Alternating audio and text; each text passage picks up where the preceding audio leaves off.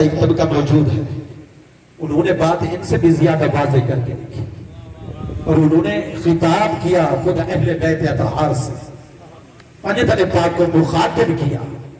کس انداز میں مخاطب کیا؟ لفظ یا کے ساتھ، لفظ یا کے ساتھ، لفظ یا لکھیا جملہ ہے، جیسے کسی کو پکارا جاتا ہے۔ گویا امام شافعی رحمت اللہ تعالی علیہ نے اہل بیت اطہار کی ہستیوں کو مخاطب کر کے پکارتے ہوئے لفظ یا کے ساتھ کیا کہا ہے؟ یا اہل بیت رسول اللہ حبکم، اے اہل بیت والو، یعنی نبی کے گھر والو،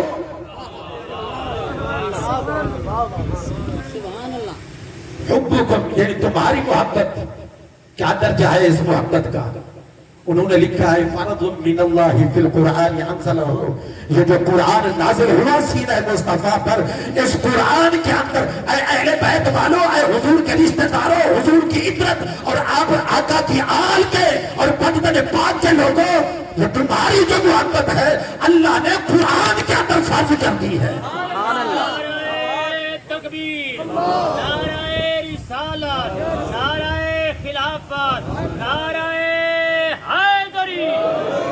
اور پھر اگلے حصے کے اندر چونکہ وقت نہیں ہے میں وہ بھی عرض کرتا کہ تمہاری محبت تو ایسا فرض ہے کہ جو سب سے بڑا فرض ہے، یہ سمجھے، جو سب سے بڑا فرض نمازوں میں سے جتنی عبادتیں ہیں سب سے بڑا فرض کون سا ہے؟ نماز ہے نا سب سے بڑا فرض۔ سب سے بڑا فرض کیا ہے؟ نماز۔ لیکن یہ سب سے بڑا فرض امام شافعی کہتے ہیں کہ اس وقت تک ادا نہیں ہوتا، نہیں سمجھے جا،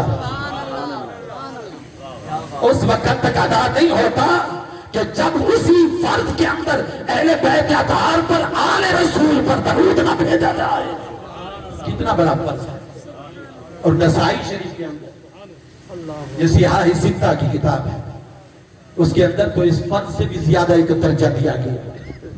حضور کی بارگاہ کے اندر شکایت پہنچی، حضرت عباس بن عبد المطلب آئے، یا رسول اللہ کننا نلتقی النفر من قریش، جب ہم قریش سے ملتے ہیں ان کا رویہ جب ہمیں ملتے ہیں تبدیل ہو جاتا ہے۔ کیا وجہ ہے؟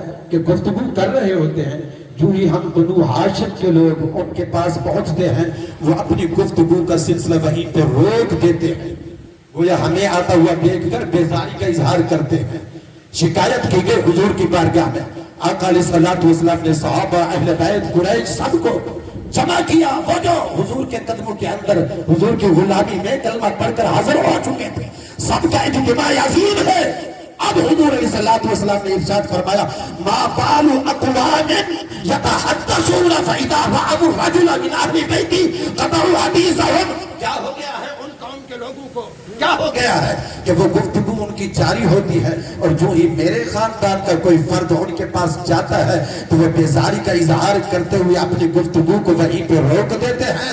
اب حضور علیہ السلام نے قسم اٹھا کر ارشاد فرمایا کہ رب کونین کی عزت و جلالت کی قسم، اس وقت تک ایمان دل کے اندر اور سینے کے اندر داخل نہیں ہو سکتا، اگرچہ وہ اپنے آپ کو مسلمان کہتا پھرے، اپنے آپ کو مومن کہتا پھرے، لیکن دل اور سینے کے اندر ایمان داخل ہی نہیں ہوتا جب تک کہ اس سینے کے اندر اہل بیت اطہار کی محبت کو۔ سبحان اللہ، سبحان اللہ، سبحان اللہ۔ یہ کوئی عام بات تھوڑی ہے۔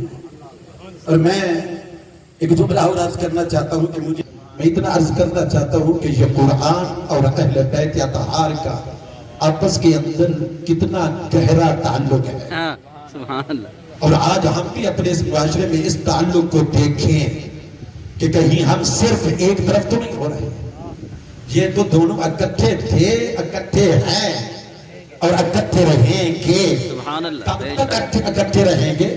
حضور علیہ السلام نے فرمایا الا انہما لن یتفرقا حتی یردا علی الحوض علی الحوض، یعنی قیامت کا صدیاں گزر جائیں گی، سال گزر جائیں گے، زمانے گزر جائیں گے، 1400 سال بیت جائیں گے، اس کے باوجود بھی اہل بیت قرآن سے جدا نہیں ہوں گے اور قرآن اہل بیت سے جدا نہیں ہوگا۔ جہاں قرآن ہوگا وہاں اہل بیت بھی ہوں گے اور جہاں اہل بیت ہوں گے وہاں قرآن بھی ہوگا، یہ کبھی جدا نہیں ہوں گے۔ یہ حضور علیہ السلام کا فرمان ہے، کبھی جدا نہیں ہوں گے۔ لیکن ہم اپنے گریبانوں میں جان کے دیکھیں کہ جہاں قرآن پڑھا جاتا ہے، توجہ ہے نا اس میں، جہاں قرآن پڑھا جاتا ہے دیکھنا ہوگا کہ وہاں محبت اہل بیت کی بات بھی ہوتی ہے یا نہیں ہوتی، لمحہ فکریہ ہے، سوچنا ہوگا۔